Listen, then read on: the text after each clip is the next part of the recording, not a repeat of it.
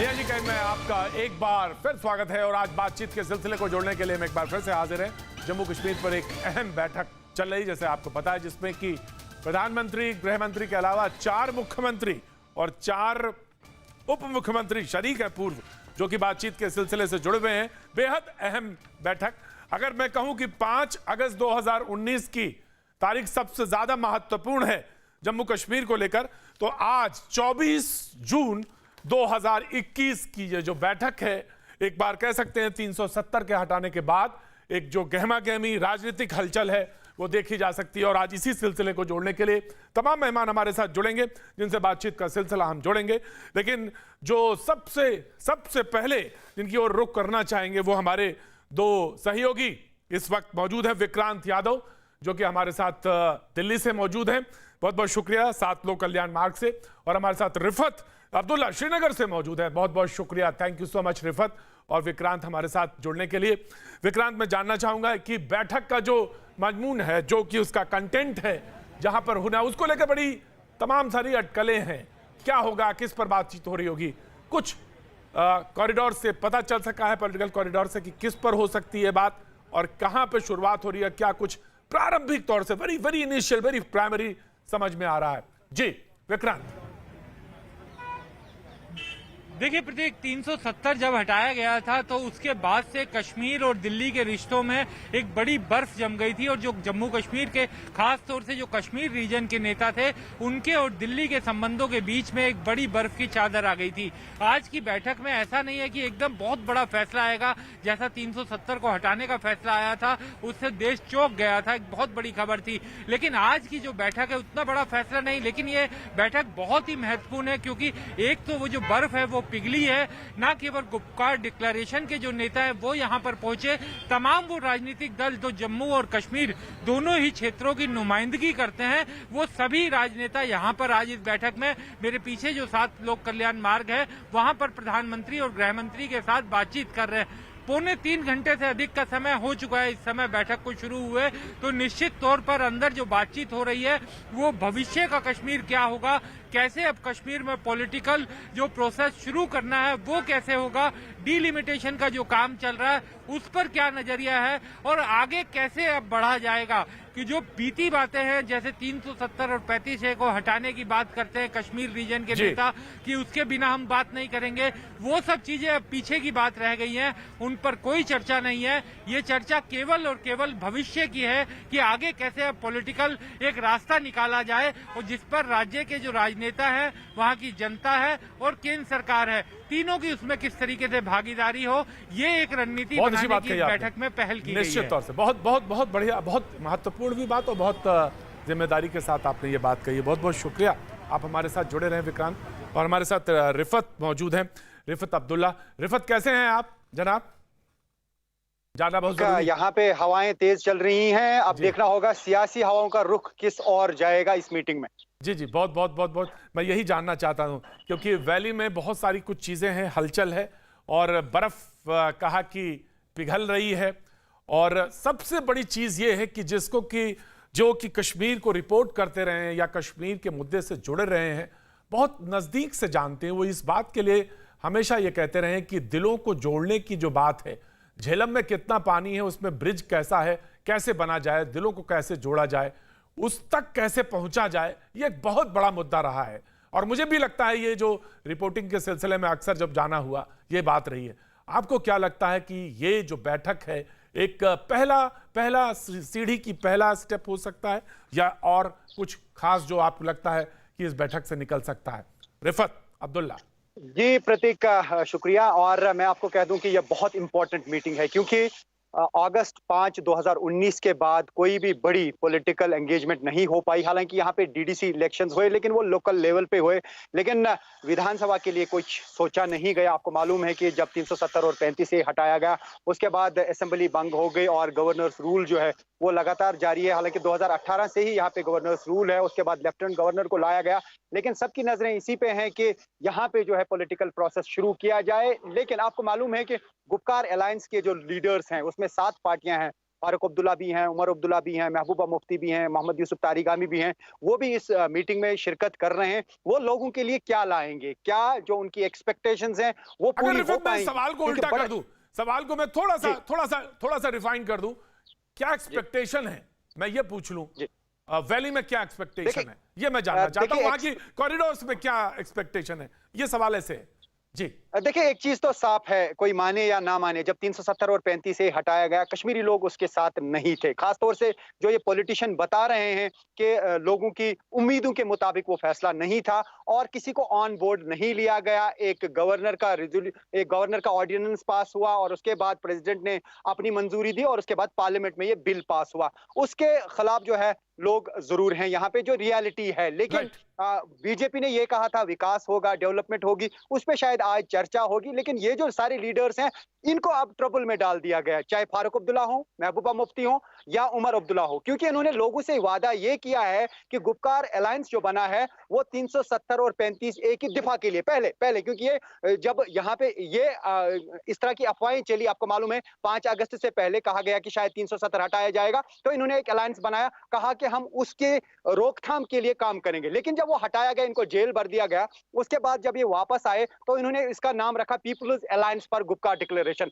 और उसका इन्होंने एक ही एजेंडा रखा कि 370 और 35 ए को रिटर्न करने के लिए वो काम करेंगे। कल जब उन्होंने प्रेस कॉन्फ्रेंस की, 2 दिन पहले जब मीटिंग इनकी हुई, तो उन्होंने प्रेस के सामने यही कहा कि वो बड़ी मजबूती के साथ प्राइम मिनिस्टर के सामने मीटिंग में ये बात रखेंगे कि लोग इस फैसले के साथ नहीं है, ये एक अनकॉन्स्टिट्यूशनल हुआ है, क्योंकि 370 और 35 ए जो है आर्टिकल वो कॉन्स्टिट्यूशन में थे, वहां पे कुछ अनकॉन्स्टिट्यूशनल नहीं था। तो आज जो है क्या ये उस टेस्ट पे खड़े उतरेंगे? क्योंकि जो बात है, बहुत महत्वपूर्ण बात आपने कही, इशारा कही, और माने ना माने वाली बात नहीं, बिल्कुल जब रिपोर्टर ग्राउंड रियलिटी से रूबरू होता है, वहां से जब रिपोर्ट करता है, तो इस पर बिल्कुल नजरिया साफ होता है और वहीं से बातचीत का सिलसिला शुरू होता है। बहुत बहुत शुक्रिया रिफत भाई आपका भी, और विक्रांत भाई आपका भी बहुत बहुत शुक्रिया। बातचीत के सिलसिले को जहां पे छोड़ा रिफत ने, हम वहीं से शुरू करते हैं, और जो मेहमान हमारे साथ मौजूद है मैं उनसे आपका तारुफ करा दें। मोहित भान साहब पीडीपी का पक्ष रखने के लिए हमारे साथ मौजूद है, बहुत बहुत शुक्रिया। एजाज हुसैन साहब आज हमारे साथ वैली से जुड़ रहे हैं, बहुत बहुत शुक्रिया। बीजेपी का पक्ष रखने के लिए thank you so much. Irfan Hafeez loan साहब एडवोकेट हैं, वो हमारे साथ जुड़ रहे हैं, थैंक यू सो मच। सुशील पंडित जी हमें स्क्रीन पर दिख रहे हैं, थैंक यू सो मच, राजनीतिक विश्लेषक हैं, बहुत बहुत शुक्रिया। शेख इशफाक जब्बार साहब नेशनल कॉन्फ्रेंस से हमारा पक्ष रखने के लिए यहाँ पे मौजूद रहेंगे, थैंक यू सो मच। तस्लीम रहमानी साहब दिख रहे हैं स्क्रीन पर, थैंक यू सो मच, एमपीसीआई से हैं, बहुत बहुत शुक्रिया, थैंक यू सो मच। और कुछ देर बाद हमारे साथ अपराजिता सारंगी बीजेपी का पक्ष रखने के लिए भी मौजूद रहेंगी, थैंक यू सो मच। मोहित भान साहब मैं आपके पास आना चाहूंगा सीधे, और आप ही से जुड़ना चाहूंगा 370-35 ए को लेकर। बीजेपी ने कहा, बहुत साफ सा कहा कि वो इतिहास हो चुका है और जो चीजें इतिहास में हो गई उससे आगे बढ़ना चाहिए, उससे आगे बात करनी चाहिए। लेकिन अभी जैसी बात हो रही थी कि हम आपका जो जन्म है जिस पे गुपकार अलायंस हुआ, उस पर तो यही था कि इसी के लिए जंग करेंगे, तो अब आगे बढ़ना है या जंग वहीं से शुरू होनी है, जिसको कि आप कह चुके कि नहीं अब तो 35 ए और 370 पे ही बात होगी और वही बात कही जाएगी वहां पे। मोहित भान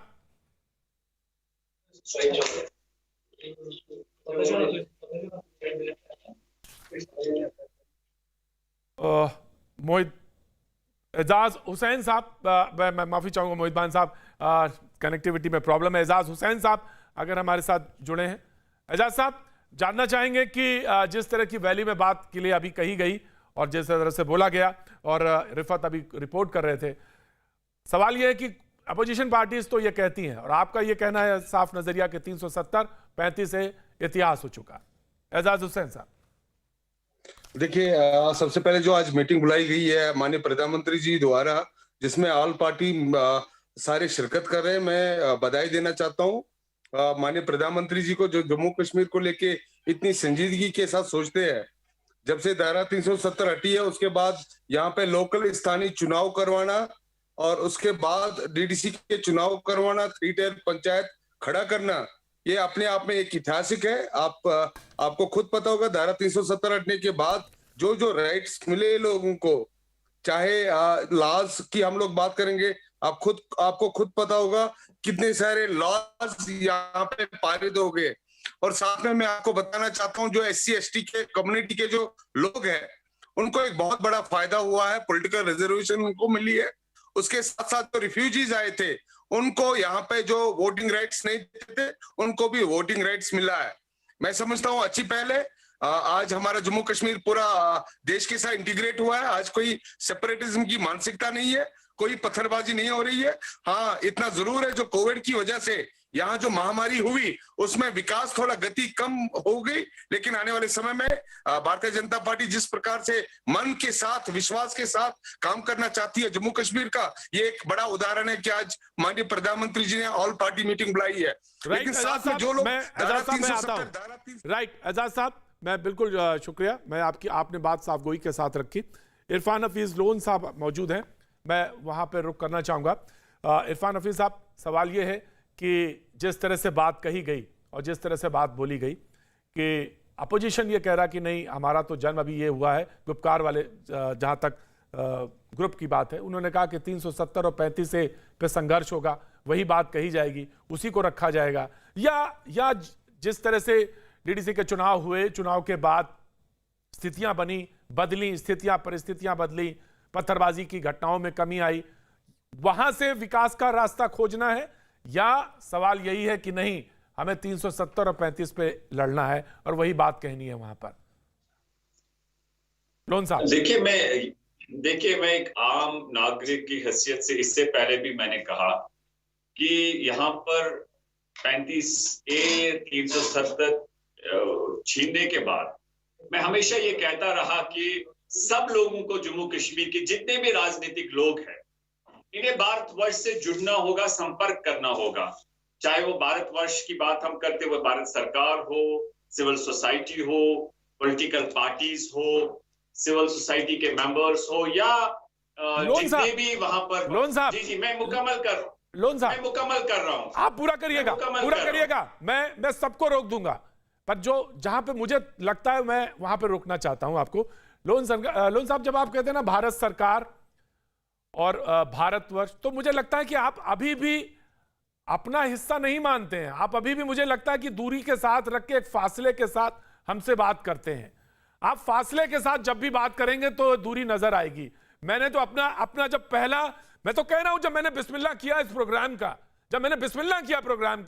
तो मैंने कहा कि वो तमाम ब्रिजेस, वो तमाम चार दिलों को जोड़ने की बात कैसे की जाए। और आप जब बात कर रहे हैं, शुरुआत कर रहे हैं, बिस्मिल्लाह कर रहे हैं, तो आप ये कह रहे हैं कि भारत सरकार, भारतवर्ष, तो मुझे लगता है जैसे आप बहुत दूर बैठे हैं हमसे, हमारे पास आना ही नहीं चाहते, तो कैसे बात बनेगी? लोन साहब, देखिए यही तो मेरे को चिंता है। मेरे जैसे लोग जो हिंदुस्तान के आईन में विश्वास रखने वाले लोग थे, हल ढूंढते थे, और आज 5 अगस्त के फैसले के बाद तो वैसे लोग वैसी सोच को हराया है भारत सरकार ने। वही तो मैटर ऑफ सीरियस कंसर्न है। अब जो भी आप बात रखे, बाकी लोग रखे, लेकिन जो ग्राउंड रियलिटी है, आपको देश जो वेस्टेड इंटरेस्ट से ऊपर होके आपको नेशनल इंटरेस्ट देखना होगा और ग्राउंड रियलिटी को बताना होगा। मैं आपसे ये अर्ज कर रहा हूं कि 5 अगस्त का जो फैसला हुआ 370, आपको याद होना चाहिए ये जम्मू कश्मीर एक अलग एक देश था जब भारत के साथ हाथ मिलाया, जिसमें श्यामा प्रसाद मुखर्जी, नेहरू जी, सारे लोग उस काबीना में थे, तो कुछ शर्तों पे हमने हाथ मिलाया था। और उसके बाद 53 में प्राइम मिनिस्टर गिरफ्तार हुआ जम्मू कश्मीर का, 65 में सदर रियासत और प्राइम मिनिस्टर खत्म हो गया, 5 अगस्त को जो हमारे पास बचा था उसे छीन लिया गया। तो फिर आप लोग कहते हैं कि भाई आप दूर क्यों भाग रहे, कश्मीरी भारत सरकार से क्यों लड़ाई कर रहे हैं? यहाँ पर कश्मीरी लोग क्यों इससे डिफरेंटली देख रहे हैं? एजाज हुसैन साहब, ऑक्यूपेशनल फोर्स, मैं इसलिए इरफान हफीज लोन साहब, जब वैली से सिंह ने कहा कि मैं कहीं पुस्तकें लिख सकता हूँ, दिल्ली ने ब्लंडर किया कश्मीर पे। मैं एजाज हुसैन जब साहब, राइट, लोन साहब I have taken your point. मैं छोटे हिस्से में सबसे बात जाना चाहता हूं। लोन साहब, मैं छोटे हिस्से में सबसे बात करना चाहता हूं। मैं नेशनल कॉन्फ्रेंस के भी लीडरान के पास जाना चाहता हूं। मैं एजाज हुसैन साहब जब वैली से जीतते हैं और वैली से निकलते हैं और जब वो बात कहते हैं, तो मुझे एक उम्मीद लगती है कि नहीं, लोन साहब बात सुनेंगे तो अच्छा लगेगा। आई थिंक आपके पास मेरी आवाज पहुंच रही है। जी। एजाज हुसैन साहब, जो लोन साहब ने कहा कि हमने हाथ मिलाया था, कुछ शर्तों के साथ हाथ मिलाया था, हम अलग देश थे, आज भी वो जब बात शुरुआत करते हैं तो भारत सरकार की तरह से बात करते हैं। एजाज हुसैन साहब, जवाब देंगे?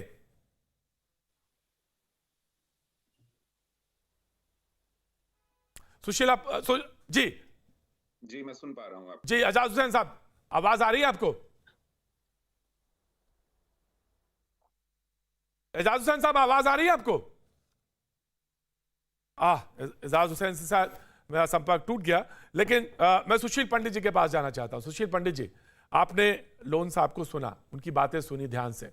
मैं जानना चाहता हूं, मैंने जहां से शुरू किया था वो बात वहीं से रह गई, और वो कह रहे हैं कि हाथ मिलाया था, कुछ शर्तों के साथ मिलाया था, और इतिहास की तरफ वो बार बार लौट के देखते। वो अलग देश था, मुल्क अलग था, हमने शर्तों के साथ आपसे हाथ मिलाया, और अब मतलब वो बात 370 और 35A पे आकर रुक जाती है। जी जी जी सुशील पंडित जी। प्रतीक जी, सबसे पहले तो मैं आपका एहसानमंद हूँ, कृतज्ञ हूँ, शुक्रगुजार हूँ कि आपने आज की चर्चा में मुझे बुलाया है, क्योंकि आपको लगता है कि कश्मीर के विषय में जब बात हो तो एक कश्मीरी हिंदू समुदाय भी है जिसकी आवाज सुनी जानी चाहिए।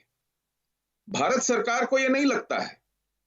उन्होंने आज एक बारात बुलाई है कश्मीर से आवभगत के लिए, लेकिन कश्मीर घाटी के एक समुदाय को उन्होंने पूरी तरह भुला दिया है। उसकी एक भी आवाज उस पूरे जमावड़े में कहीं नहीं है। तो इसलिए मुझे आज आपका दुगना शुक्रगुजार होना चाहिए कि कम से कम आपने अपने मंच पर मुझे इस आवाज को थोड़ी सी जगह दी है। हम लोग दो पार्टों में पिसे हुए हैं।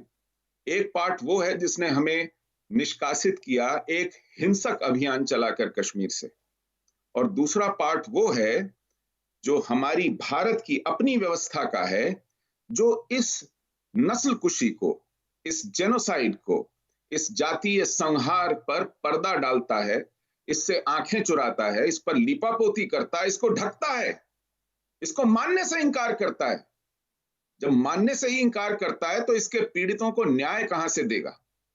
आप अभी इरफान हफीज लोन के साथ बातचीत कर रहे थे, मैं उनका बड़ा एहतराम करता हूं, मेरे प्यारे हैं, अजीज हैं, जब मिलते हैं बहुत खुले दिल से मिलते हैं, और ये उनके खुले दिल का ही प्रमाण है कि वो जैसा सोचते हैं, जैसा कहते हैं, आपको दिख जाता है कि वो बहुत दूर हैं।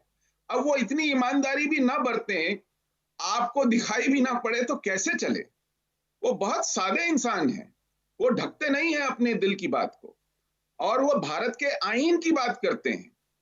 वो ये जानते हैं, वो ये जानते हैं कि इस आईन के ऊपर एकमात्र हक, इसके ऊपर एकमात्र जुरिस्डिक्शन, ऑथराइजेशन भारत की संसद की है। ये संसद तय करेगी, वो संविधान सभा की एक इनहेरिटर बॉडी है, वो तय करेगी कि भारत के संविधान में क्या रहेगा, क्या नहीं रहेगा, किस तरीके से रहेगा, किस तरीके से जाएगा। ये किसी पंचायत, किसी विधानसभा, किसी नगर पालिका में तय नहीं होगा भारत के संविधान में क्या रहेगा। लोन साहब, और इसलिए इरफान लोन साहब कुछ कहना चाह रहे हैं, मैं सुनूंगा। इरफान लोन साहब, मैं पूरे एहतराम के साथ सुशील जी से बताना चाहता हूं, क्योंकि इनका बहुत एक्सपीरियंस है, वेरी हाईली लर्न पर्सन, लेकिन मैं इनको बताना चाहता हूं जो धारा 370 है, जब इल्हाक हुआ तो उस समय भारत के संविधान ने 370 के द्वारा उस इल्हाक को मान्यता दी, और टेम्परेरी इसलिए रखा कि जम्मू कश्मीर मेरे हुजूर, बात सुनिए, असेंबली बात सुनिए, बात सुनिए, प्रतीक जी, 370 देखेंगे, उसमें लिखा है कि जम्मू कश्मीर की कॉन्स्टिट्यूएंट असेंबली इस पे निर्णय लेगी कि ये रहेगा या नहीं रहेगा। बात सुनिए मेरे दोस्त, सुन लीजिए, बात सुनिए। राइट लोन साहब, have taken your point, important point है, मैंने लिया आपका पॉइंट। मैं आ रहा हूं, शेख भाई आ रहा हूं, बहुत बड़ी भूल कर रहे हैं इरफान भाई, आ रहा हूं, इशफाक भाई आ रहा हूं, सुशील पंडित साहब, जी लोन साहब, राज्य का विभाजन करना हो, राइट लोन साहब, have taken your point, audio down, या सुशील पंडित जी प्लीज क्लियर। हाँ जी, लोन साहब, आप दोनों तरफ से भारत में जम्मू कश्मीर रियासत का विलय हुआ था, वो तारीख थी 26 अक्टूबर। तब ना भारत का संविधान बना था, ना 370 का कहीं तसव्वुर था, कोई विचार था। 26 अक्टूबर 1947 को तो भारत की संविधान सभा अभी बैठी ही थी। यह संविधान मुकम्मल हुआ 26 नवंबर 1949 को, लागू हुआ 26 जनवरी 1950 को।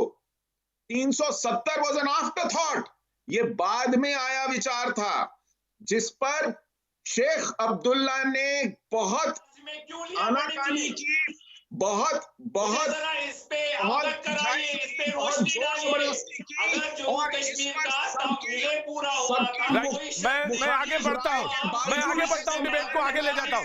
राइट रही सर, बात अब निकालने की इसको, राइट, मैं अब इसको निकालने की, आपने कहा कि संविधान सभा की, कश्मीर की संविधान सभा की सहमति से निकलना चाहिए।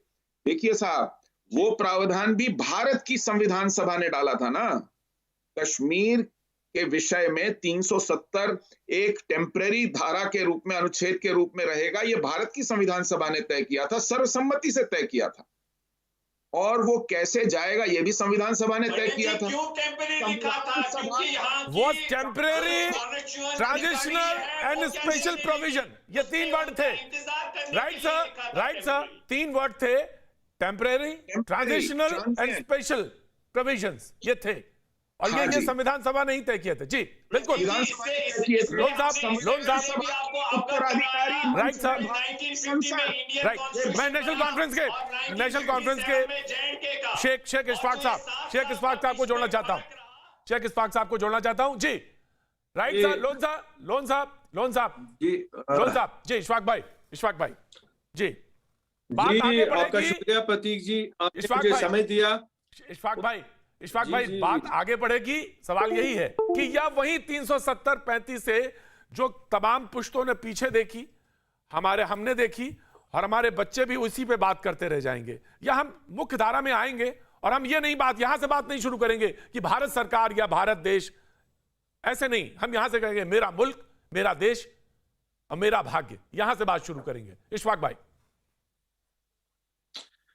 जी प्रतीक जी, आपका शुक्रिया, आपने मुझे समय दिया।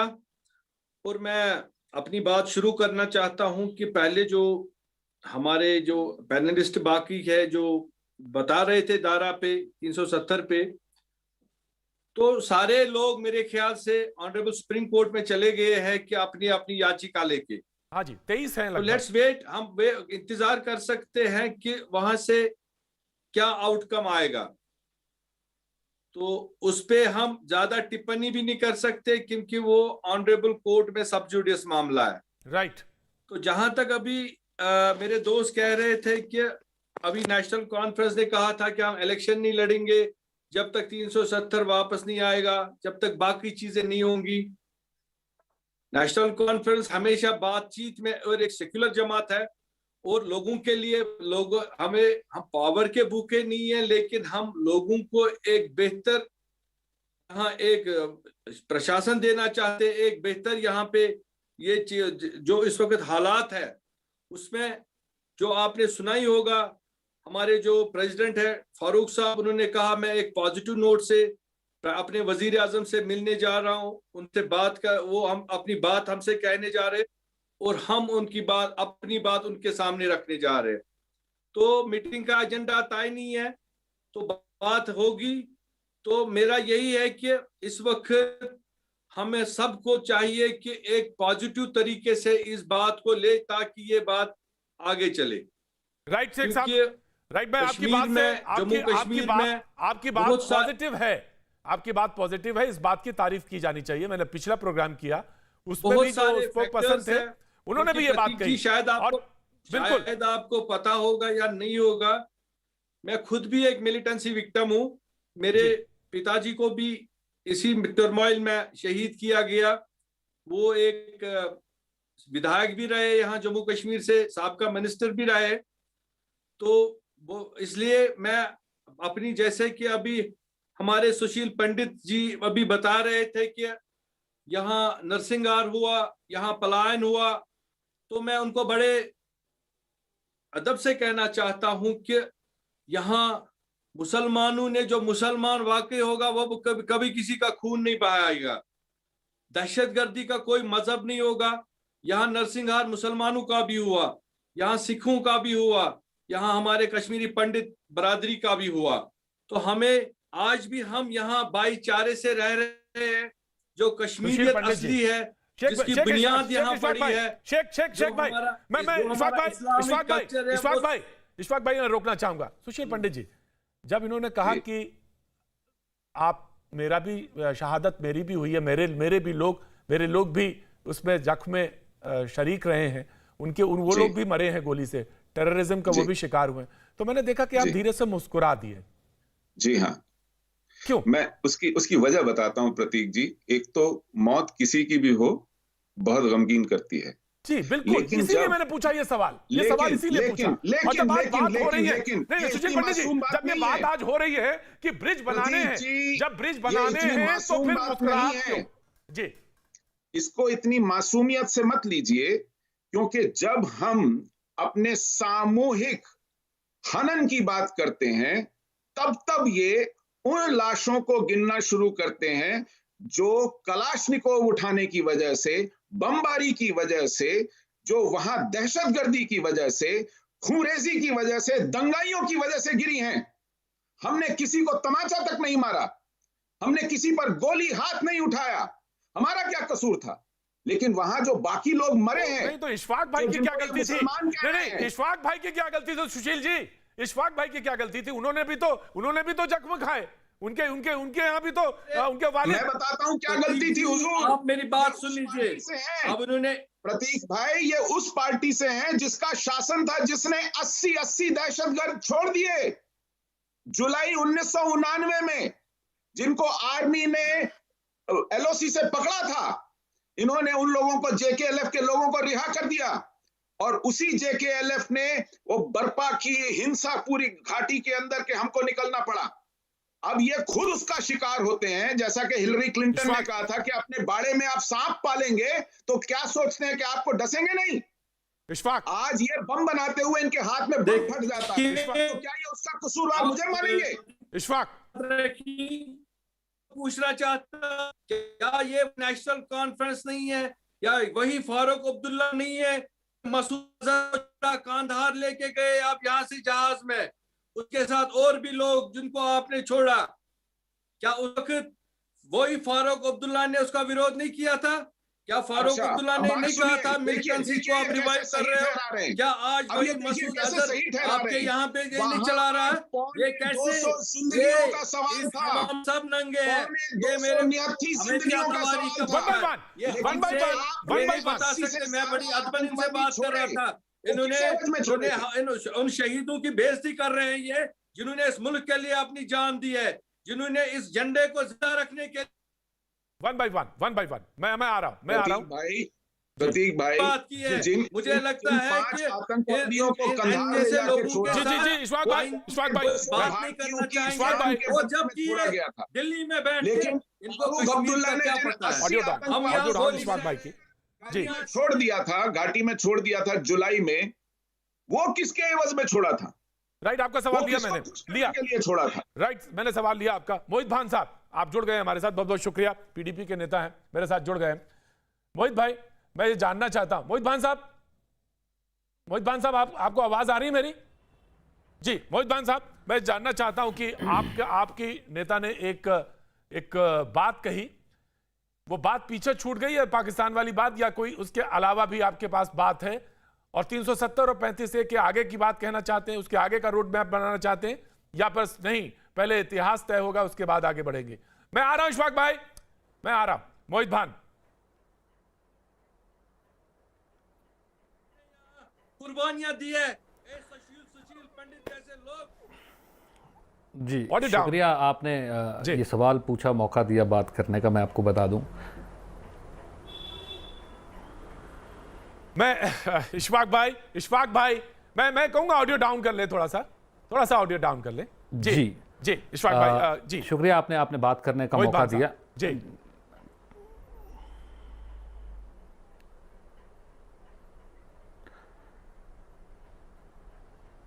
जी मोहित भाई बोलिए। आप कह रहे हैं कि इतिहास में ही रहेंगे कि आगे बढ़ेंगे। देखिए जी, इतिहास का याद रखना और इतिहास का होना दोनों ही ज़रूरी है। हम इतिहास को कभी भी नहीं जी हम इतिहास को नहीं भूलेंगे, इतिहास को याद रख के हम आगे बढ़ेंगे। आपने बात की कि पाकिस्तान की आपका शायद आपका सवाल शायद आपने सीधा ना पूछा हो, शायद आपका सवाल ये है कि कल जो महबूबा जी ने बात की कि पाकिस्तान से बात होनी चाहिए, अगर उस हवाले से है तो मैं आपको जवाब देना चाहूँगा कि क्यों हम एक इस रिमार्क को इतना बढ़ा चढ़ा के पेश कर रहे हैं कि जैसे कि बहुत कोई गलत बात हो गई। क्या हम सब लोग ये नहीं जानते हैं, क्या इस हमारे भारत की जनता ये चीज़ नहीं जानती है, क्या बहुत बड़े अलग अलग आपकी तरह और एक्सपीरियंस जर्नलिस्ट और प्रिंट में हो चाहे मीडिया में हो, उन्होंने ये बात देश के सामने प्रस्ताव नहीं रखा और उनके सामने ये सामने नहीं लाई कि इंडिया और पाकिस्तान के बीच में बैक चैनल टॉक्स ऑलरेडी पिछले 7-8 महीने से चल रहे हैं, जिसके रिजल्ट में, जिसके एवज में आज हम देख रहे हैं कि हमारा जो LAC है वो शांत है। पिछले 100-150 दिन से वहाँ पे एक साजगार माहौल बनाया जा रहा है। फर्दर दोहा में वहाँ पे तालिबान के साथ government of India peace talks कर रही है, जिसके अंदर यूनाइटेड स्टेट्स ऑफ अमेरिका भी शामिल है। आज हमारे नेशनल सिक्योरिटी एडवाइज़र डोवाल साहब तजाकिस्तान में थे, वहाँ पे बातचीत की, वहाँ उन्होंने इसमें शिरकत की। तो बातचीत का माहौल तो बहुत ज़रूरी है कि हमारे तो जो हिंदुस्तान का जो गवर्नमेंट ऑफ इंडिया है, चाहे वो आज की मौजूदा गवर्नमेंट है या इससे पीछे जो गवर्नमेंट हमारी, वही साहब सवाल सीधा है, वाजपेयी साहब वही साहब, वही साहब, एक सेकंड वही साहब, मैं सीधा सवाल पूछ लेता हूं, वक्त बहुत कम है, मैं सीधा सवाल पूछ लेता हूं आपसे। आप ये मानते हैं कि ये कोई भी बातचीत तभी तक सफल होगी जब तक बगैर पाकिस्तान से बात किए बात सफल नहीं होगी? ये आप मानते हैं? ये जो हमारी एक्सरसाइज हो रही है, इसको मानते हैं कि ये तभी सफल होगी, ये तभी इसके मायने हैं जब पहले पाकिस्तान से बात हो या पाकिस्तान को शरीक करें? ये मैं नहीं मानता हूं। देखिए जी, नहीं, ये दो, नहीं, बिल्कुल नहीं, ये दोनों अलग अलग एक्सरसाइजेस है।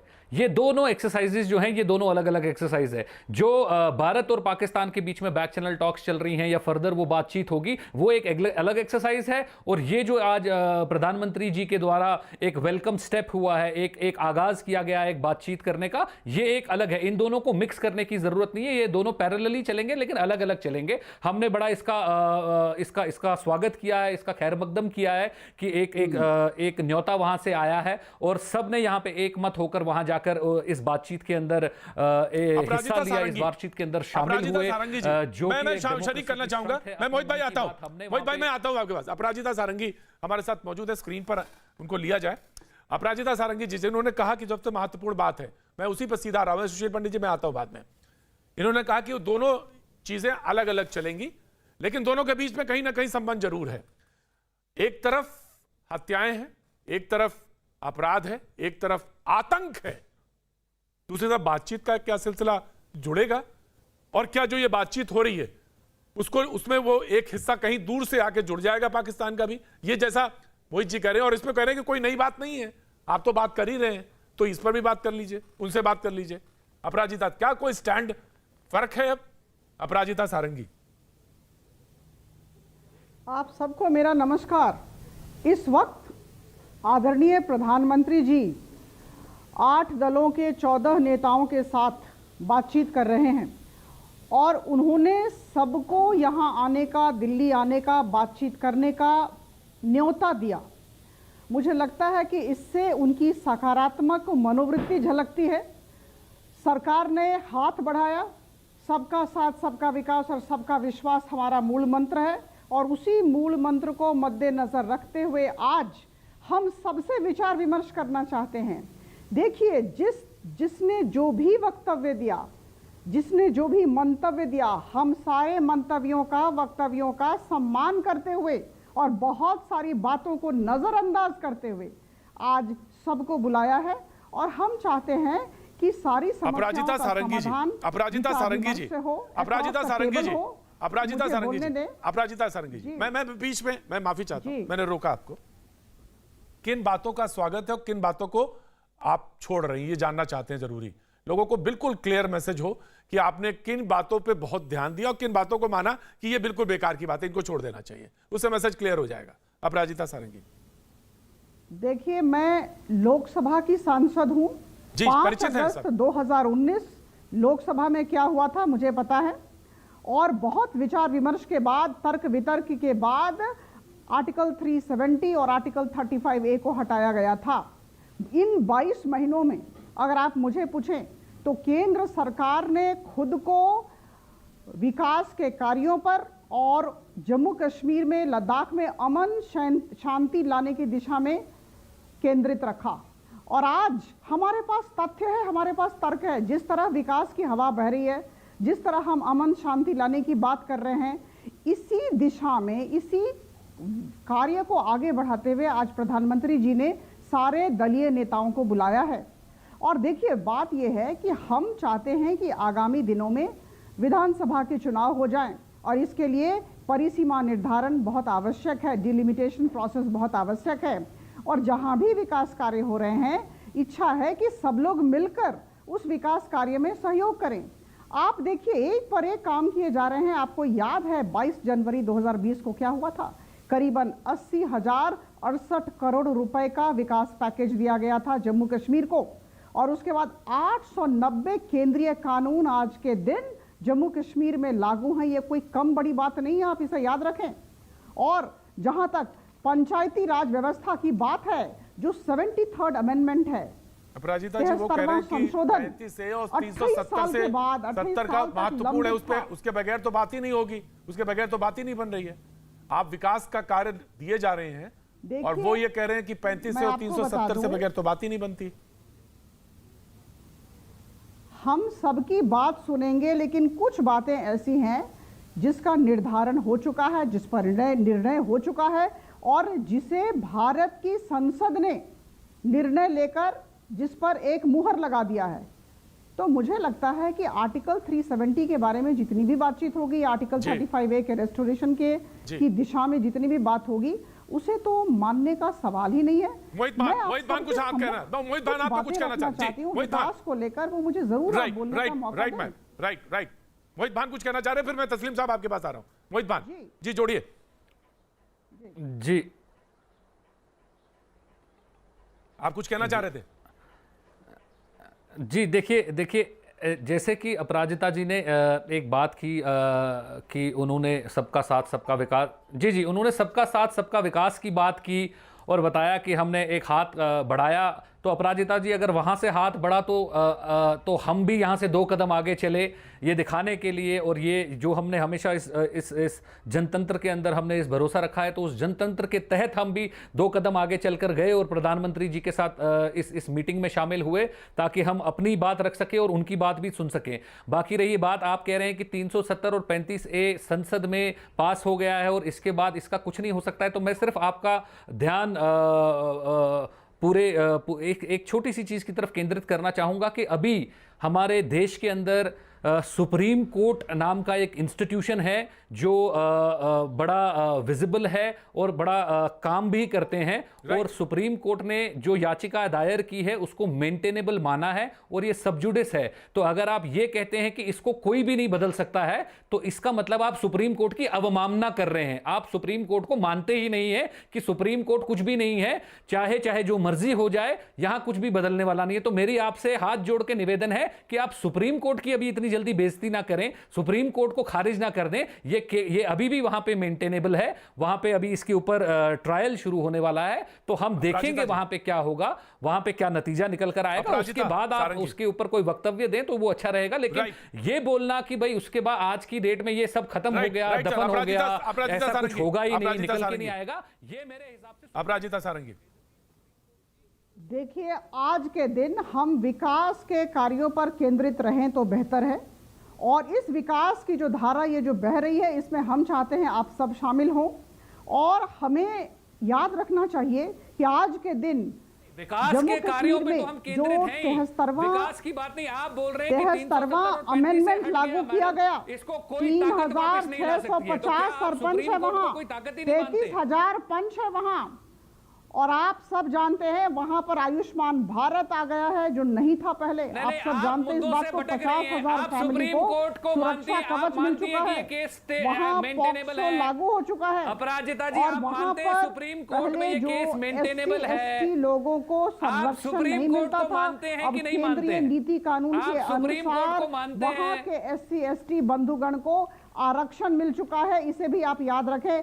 ऐतिहासिक समस्याओं का समाधान हम एक पर एक करके कर रहे हैं और जरूर करेंगे। अभी बोला और एरर करेक्शन में ताकत वापस नहीं ला समय लगेगा।